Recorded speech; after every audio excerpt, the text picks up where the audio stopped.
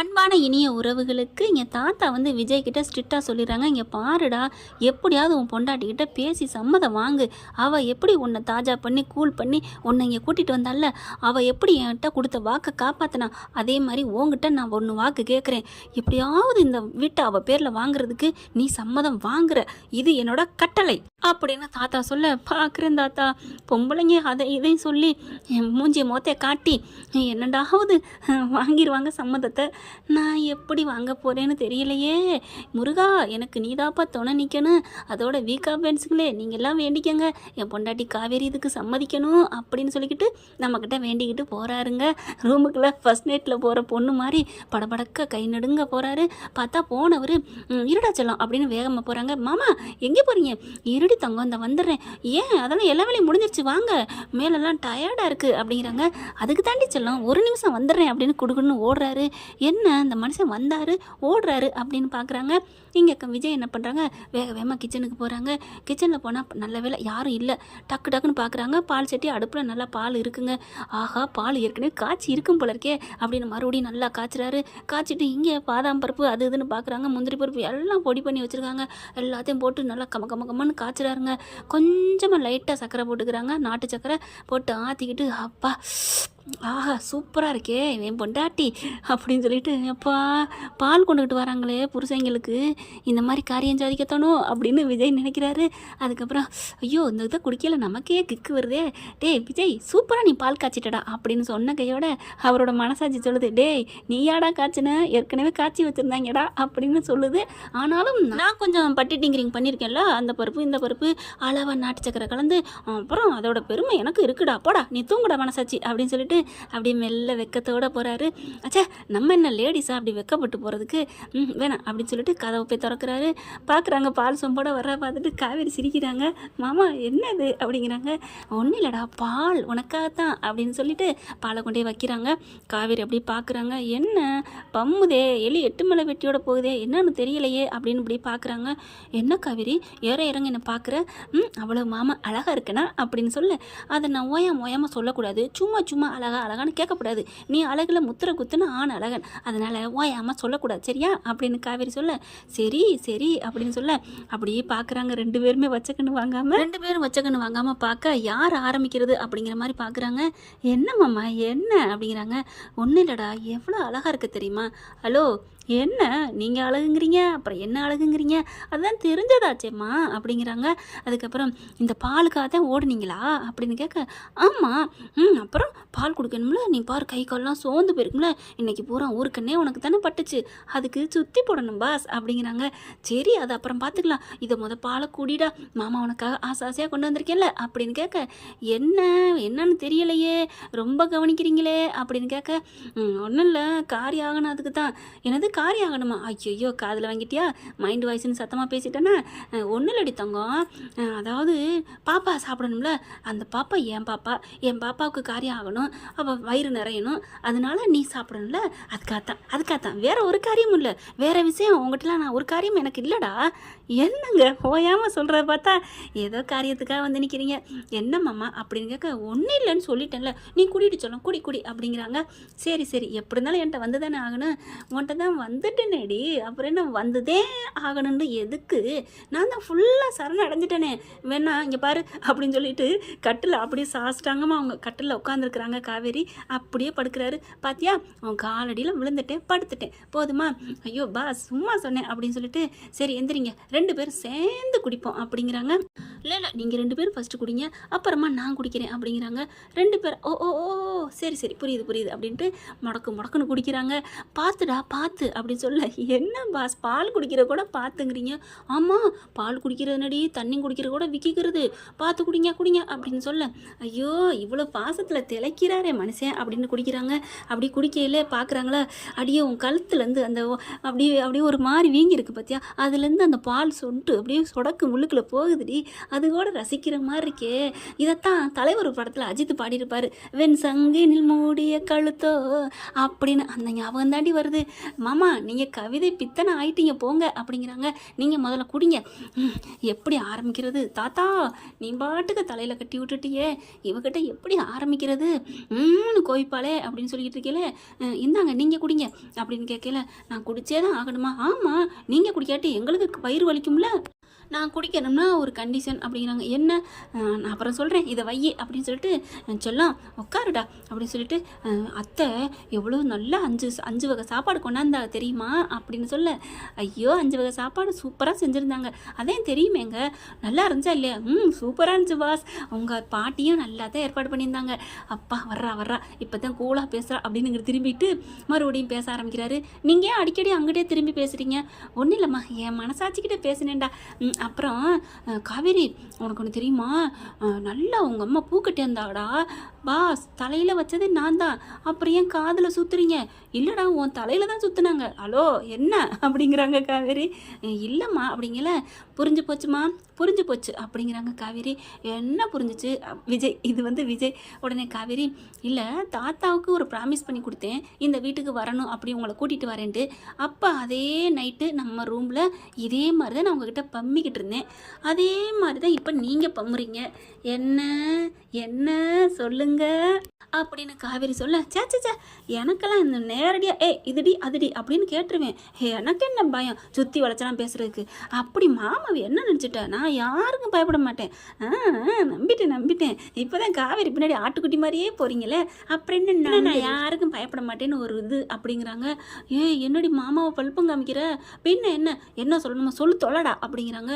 ஆஹா கரெக்டாக பாயிண்டை பிடிக்கிறாளே அப்படின்ட்டு, ஒன்றும் இல்லைம்மா, இன்னைக்கு நீ அழகாக இருக்கடி தங்கம் அப்படின்னு சொல்லிட்டு, உன் நெத்தியில் ஒரு முத்தம் கொடுக்கணும், உன் தலையில் ஒரு முத்தம் கொடுக்கணும், உன் கழுத்தில் ஒரு முத்தம் கொடுக்கணும்னு சொல்லிட்டு நச்சுன்னு கொடுக்குறாருங்க.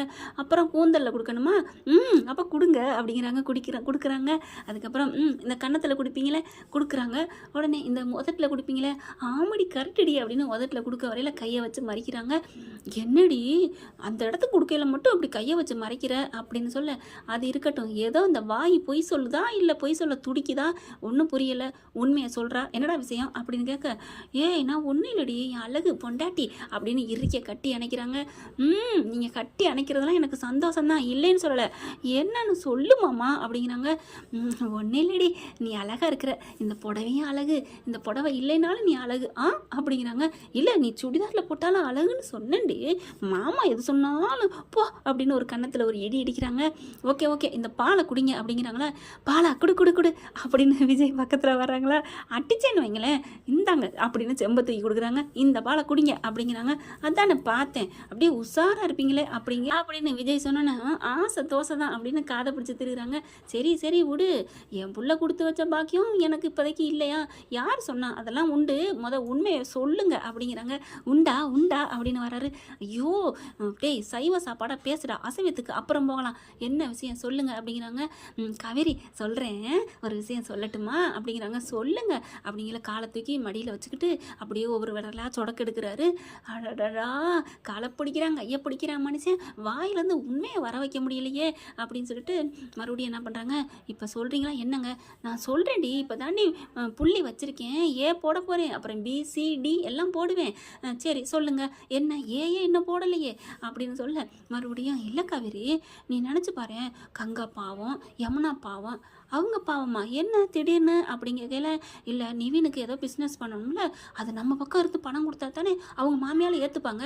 சரி கங்காவும் பாவம், ஒரு வீடு வாசம் வாங்கணும், குமரனும் நாடு விட்டு நாடு போயிட்டாரு, அவங்களுக்கெல்லாம் பண தேவை இருக்குல்லடமா அப்படிங்கிறாங்க. சரி அதுக்கு நம்ம கொடுத்து உதவ போகிறோமா? கொடுப்போம் அப்படிங்கிறாங்க. நம்ம தான்டா கொடுக்க போகிறோம், இல்லைன்னு சொல்லலை, இதைத்தான் கேட்க வந்தீங்களா பாஸ்? அது இல்லை, நம்ம சும்மா எப்படி கொடுப்போம், தாத்தா சும்மா கொடுக்க வேணாம் அப்படின்ட்டாரு, அப்புறம் கடனாக கொடுக்க போகிறீங்களா? கடனெல்லாம் இல்லைம்மா, அத்தையும் சொல்லிட்டாங்க, சும்மா இங்கே தானே கிடக்குது வீடு, அதனால் அந்த வீட்டை காவேரி பேருக்கு எழுதிட்டு நீங்கள் அந்த பங்கை கொடுத்துக்காங்க, வேற ஆளுக்கு கொடுத்தா அந்த வீட்டுக்குள்ள நம்ம போக முடியாதுல்ல காவேரி, இப்போ உன் பேரில் இருந்துச்சுன்னா அந்த வீட்டில் நம்ம போகலாம், எல்லாரும் போய்க்கலாம், உங்கள் அப்பா பேர்லேயே அந்த வீடு இந்த மாதிரி சந்தானம் இல்லம்னே இருக்கும், எப்படி நீ சொல்கிற அப்படின்னு சொல்லிட்டு இப்படி திரும்புகிறாரு. அப்படியே காவேரி பார்த்தீங்கன்னா வானத்துக்கு பூமிக்கு காமிப்பாங்களே சாமி படத்தில் பத்திரகாளியா, அந்த மாதிரி முறைக்கிறாங்க. ஐயோ அப்படின்னு எந்திரிச்சு ஸ்டெப்பு பண்ணி அங்கிட்டு தள்ளி போயிடுறாரு பின்னாடி. ஐயோ இதுக்கு தான் நான் சொல்ல மாட்டேன்னே, இதுக்குத்தான் நீங்கள் இம்புட்டு காமிச்சிங்களா மவனே அப்படின்னு சொல்லிட்டு அப்படியே எந்திரிக்கிறாங்க. காவேரி காவேரி ஒன்றும் இல்லைடா செல்லம், நீ கோவிக்க மாட்டேன்னு சொன்னதுனால நான் சொன்னேன், நீ கெஞ்சி கேட்டதுனால நான் சொன்னேன். என்னடா அப்படி பண்ணுற, அதுலேயும் 1000 சத்தியம் வாங்கிட்டு தான் சொல்கிறாரு. சத்தியமாக நீ எதுவும் நினைக்கக்கூடாது, சத்தியமாக எதுவும் நினைக்கலன்னு சொல்லிட்டு தான் சொல்கிறாரு. ஆனாலும் பார்த்தீங்கன்னா கோவிக்குது. பார்த்தா நான் என்னடா பண்ணுவேன், தாத்தா என்கிட்ட சத்தியம் வாங்கினாரு, நீ உங்ககிட்ட சம்மதம் வாங்கி அந்த வீட்டை உன் பேரில் வாங்கணும்னு சொல்லிட்டு அப்படிங்கிறாங்க. என்ன நினச்சிட்டு இருக்கீங்க, முடியவே முடியாது, பேசாமல் போர்வை எடுத்து போத்திக்கிட்டு படுங்க அப்படிங்கிறாங்க. ஏண்டி போர்வேன்னு சொல்கிற, போர்வேன்னு சொல்லாமலே படுங்கன்னு சொல்ல வேண்டியதானே. அப்படி சொன்னால் அசிங்கமாக போயிடும், போர்வை எடுத்துகிட்டு போத்திக்கிட்டு படுங்கன்னு சொல்கிறேன், இப்போ மறுபடியும் சொல்ல வைக்காதீங்க அப்படின்னு சொல்லிட்டு படுக்க போகிறாங்க. என்ன காவேரி அம்புடுத்தானா, என்னது அம்புடுத்தானாவா, உங்களை ஆயாமல் விடுறேன்னு சந்தோஷப்பட்டு படுங்க அப்படின்ட்டு படுக்கிறாங்க. ஐயோ என்ன இவ இந்த ஆட்டம் ஆடுறாளே, ஐயோ தாத்தாக்கிட்ட ஈஸியாக வாக்கு கொடுத்துட்டேன், பொண்டாட்டி ஐஸ் வச்சிடலான்னு மயங்க மாட்டாளுங்க போல இருக்கே, சும்மா தானா அப்படியே அணைச்சா அடங்கிடுவாளுன்னு சொல்கிறது. கடவுளே முருகா என்னப்பா நீ எனக்கு அருள் புரியல போப்பா அப்படின்னு சொல்லிட்டு மெல்ல வாராரு. காவேரி பொண்டாட்டி, என் செல்ல பொண்டாட்டி, என் அழகி, என் முத்தழகி, என் முத்தா அப்படிங்கிறாங்க. அப்படின்னு நிமிர, ஐயோ நான் இல்லைம்மா, நான் தூங்கிட்டேம்மா, நான் கொரட்டை விட்டுட்டேன், விஜய் இங்கே இல்லை அப்படின்னு சொல்லிட்டு போய் படுத்துடுறாரு. தாத்தா போடா அப்படிங்கல காவேரி பார்த்து சிரிக்கிறாங்க. ஆனாலும் பார்க்குறாங்களா, திரும்பி பார்க்குறாங்களா, இந்த ரூமை விட்டு வெளியே போங்க அப்படிங்கிறாங்க. என்னடா வந்தன்னைக்கே என்னை விரட்டுற, என்ன வந்தன்னைக்கு, பேசாமல் கீழே போய் படுங்க அப்படிங்கிறாங்க. கீழே போய் படுத்துடுறாரு. அப்புறமா காவேரி பார்க்குறாங்க, பாவமாகவும் இருக்குது, இருந்தாலும் கீழே படு, அப்போ தான் இந்த பேச்சு, வீடு விற்கிற பேச்சே வேணாம், யார் வீடு விற்கிற பேச்சு எடுத்தாலும் சரி அவங்கள டுஷியும் தான் அப்படின்னு சொல்லிட்டு படுத்துடுறாங்க. காலையில் எந்திரிக்கிறாங்க, பார்த்தா காவேரி காணோம். ஐயோ காவேரி காணோம், கோச்சிட்டு வீட்டுக்கு போயிட்டாளா, ஐயோ காவேரி வீடு விற்காட்டியும் பரவாயில்லடி, நீ தாண்டி எனக்கு முக்கியம், ஐயோ வீதியில் ஒரு திரியூன்னு மண்ணு கிடைச்சாலும் போது நம்ம 2 பேரும் குடும்பம் நடத்திடலாம், ஆனால் வேணாண்டி அந்த வீடை விற்கலடி காவேரி அப்படிங்கிற பாத்திரம்லேருந்து வர்றாங்க, சிரிக்கிறாங்க. அப்பா நீ இங்கே தான் இருக்கியா, ஏன் இல்லை நீ வீட்டை விட்டு போயிட்டேன்னு பயந்துட்டேன்டி, நான் ஏன் மாமா போகிறேன், இல்லை உங்கள் அப்பா முக்கியம், அந்த வீட்டை விற்கிறேன்னு சொல்லிவிட்டனே அதனால அப்படிங்கல, எப்படிங்க அதுக்காலம் போவேன், நான் தான் வாக்கு கொடுத்தேன்ல, நான் உங்களை விட்டு இனிமேல் போகவே மாட்டேன், போனால் என் உயிர் தான் அப்படின்னு சொல்லி டக்குன்னு வாயை பொத்திடுறாரு. அந்த ஒரு வார்த்தை சொல்லாத காவேரி அப்படிங்கிறாங்க. நான் சொன்னேங்க அப்படிங்கிறாங்க. அது சரி நான் சொன்னால் இப்படி சொல்கிறேன், உங்கள் அம்மா உன் அக்கா தங்கச்சி எல்லாருமே சொல்கிறாங்களே, அவங்கள மட்டும் ஏன் கோவிக்க மாட்டியா, என்னை மட்டும் கோவிச்சுக்கிற அப்படின்னு கேட்க, அவங்ககிட்டலாம் இனிமேல் உரிமை இல்லைங்க, அவங்ககிட்ட எப்படி நான் போய் கோவிப்பேன், ஆனால் உரிமையோட கோவிக்கிறதுக்கும் சரி அணைக்கிறதுக்கும் சரி எல்லாமே என் புருஷன் உங்ககிட்ட தானே நான் வச்சுக்க முடியும் அப்படிங்கிறாங்க. அது தாண்டி சொல்லும், நானும் உரிமையோட என் பொண்டாட்டி என் பேச்சை கேட்பான்னு அப்படின்னு அவங்க கழுத்துக்கிட்டு போய் சுரண்டுறாரா. இந்த வேலை இங்கே வேணாம், பேசிக்கிட்டே வந்து அப்படியே கிட்ட கதுங்குவீங்கள சைக்கிள் கேப்பில் ஆளை விட்றா தள்ளுறா அப்படின்னு சொல்லிட்டு வேகமாக போகிறாங்க. என்னடி புடவை கட்டலை, தலையெல்லாம் அப்படியே வண்டு கட்டிட்டு போகிற, தலையை தோட்டணுண்டா, ஃப்ளிட் எடுத்து புடவை சொருகலையே, அதெல்லாம் நாங்கள் பார்த்துக்குறோம் அப்படின்னு வாயில் கையை வச்சுட்டு கீழே இறங்கி போகிறாங்க.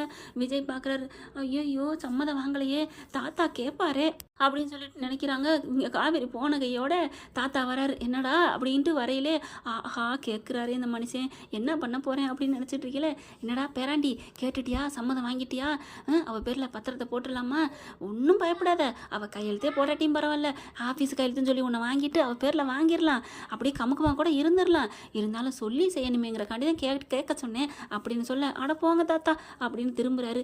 என்னடா பேராண்டி வண்டி குறுக்கு சாலை போடுதே என்ன அப்படின்னு கேட்க, தாத்தா அதெல்லாம் ஒன்றும் நடக்கலை தாத்தா. ஒன்றும் நடக்கலையா, சரி இன்னைக்கு நடக்காட்டி நாளைக்கு நடந்துட்டு போகுது, நீ விஷயத்தை கேட்டியா கேட்கலையா, அட கூறுகட்ட தாத்தா, நான் அதைத்தான் தாத்தா சொன்னேன், ஒன்றும் நடக்கலைன்னு. ஓ நீ நினச்சது வேறையா தாத்தா, இதுக்கே வழி இல்லையா, நீ அதுக்கு வந்துட்டியா தாத்தா, நீ வேற ஏன் தாத்தா அப்படிங்கிறாங்க. என்னடா இப்படி சொல்கிற, அப்போ எதுவுமே அப்படிங்கிறாங்க.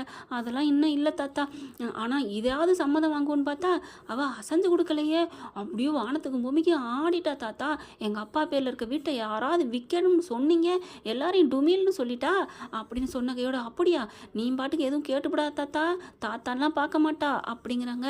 அப்புறமா பார்க்குறாரு, நான் ஏன்டா கேட்கணும், ஏன் தாத்தா நான் கேட்கணும் அவசியம் இல்லை, இதே என் கல்யாணிகிட்ட சொல்லு, அவள் காலை கழுவி குடிச்சாவது கட்ட வரல அப்படி கடிச்சாவது சம்மதம் வாங்கிடுவேண்டா, ஆனால் நீ வேஸ்ட்டு, நீ சம்மதம் வாங்கினா உன் பொண்டாட்டிக்கிட்ட தாப்பா நீ வாங்கினேன், எனக்கெல்லாம் தெரியாது அப்படின்னு கிளம்புறாங்க.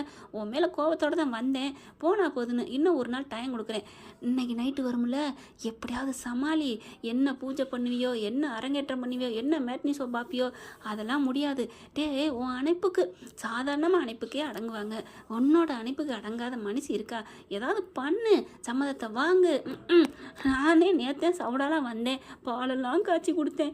டேய் பாலுக்கெல்லாம் மயங்குவான்னு யாரா சொன்னா? இல்லை சொல்லுவாங்கல்ல, பாசத்தோட பால் வந்திருக்கு அப்படின்னு நினச்சிட்டு மயங்குவான்னு தான் வந்தேன். ஆனால் அவன் நடக்கலையே தாத்தா அப்படிங்கிறாங்க. நீ நீ வந்து செய்யணும், அந்த மாதிரி சொல்லணும், அவள் காரியம் சாதிக்கணும் அப்படி நினச்சி போயிருப்படா. நீ யதார்த்தமாக இரு, அவகிட்ட அன்பாக பேசு, காரியம் சாதிக்கலாம்டா அப்படிங்கிறாங்க. நிஜமா தாத்தா? நிஜமா. இன்னைக்கு ஃபுல்லாக மறுபடியும் நீ அவகிட்ட கெஞ்சாத வைக்காத, ஆனால் நல்லா என்ன செய்யணுமோ அவளுக்கு ஃபுல்லாக பணிவிட செய்யி, யதார்த்தமாக பண்ணு. அவள் வந்து நீ என்ன காரியமாக சாதிக்கிற அப்படின்னு அவள் கேட்கவே கூடாது. கேட்டுட்டானா நீ தோத்துட்டேன்னு அர்த்தம். அப்படியா? ஆமாம், எதா இருந்தாலும் யதார்த்தமாக பண்ணு, அப்போவே நீ ஜெயிச்சிருவ. அவளாவே தன்னால் இறங்கி வந்து ஓகே அப்படின்னு சொல்லுவாடா. நிஜமா? சொல்லுவா அப்படிங்கிறாங்க. ஓகே தாத்தா, இன்னைக்கு அதை நடத்திடுறேன் அப்படிங்கிறாங்க. ஓகே ஃப்ரெண்ட், பார்க்கலாம் என்ன நடக்க போகுதுன்னு. இந்த பதிவு உங்களுக்கு பிடிச்சிருந்துச்சுன்னா உங்கள் பொண்ணான கையில் ஒரு லைக்கை போட்டு சப்ஸ்கிரைப் பண்ணிடுங்க. Thank you friends.